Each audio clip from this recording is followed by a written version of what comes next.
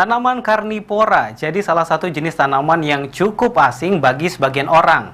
Meski begitu, tanaman karnivora kini mulai populer di kalangan penghobi lantaran dinilai unik. Popularitas tanaman karnivora di kalangan penghobi, pria bernama Jimmy Cahyadi, warga Jalan Talang Jering, Kecamatan Talang Kelapa, memanfaatkannya sebagai lahan meraup cuan. Berikut informasinya untuk Anda. Tanaman karnivora jadi salah satu jenis tanaman yang cukup asing bagi sebagian orang, apalagi untuk dijadikan hiasan mempercantik rumah.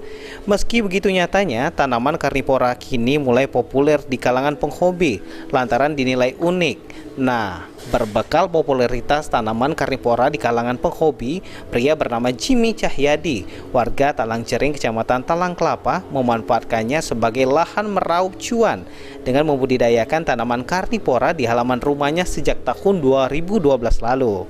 Beberapa jenis tanaman karnivora dibudidayakan Jimmy Cahyadi, seperti kantong semar atau Nepenthes, trumpet fisher, Drosera, Venus flytrap, dan Finguicula. Untuk merawat tanaman karnivora berbeda dengan tanaman hias pada umumnya. Seperti untuk mendapatkan nutrisi, tanaman karnivora biasanya melakukan dengan memangsa serangga, seperti lalat atau nyamuk. Sementara untuk penempatannya sebaiknya diletakkan di luar ruangan agar bisa mendapatkan sinar matahari yang cukup, serta pot dengan wadah air untuk menjaga kelembapannya.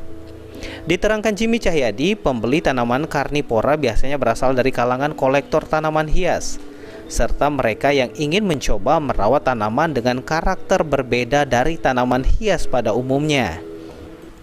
Senang sama tanaman karnivora ini sebenarnya itu kolektor tanaman hias. Jadi mereka ingin mencoba sesuatu yang berbeda dari tanaman-tanaman hias lain. Tanaman hias lain kan yang kita lihat kan biasanya daunnya, terus bentuk batangnya atau segala macam. Ini kita lihatnya keunikannya dari tanaman karnivora itu sendiri.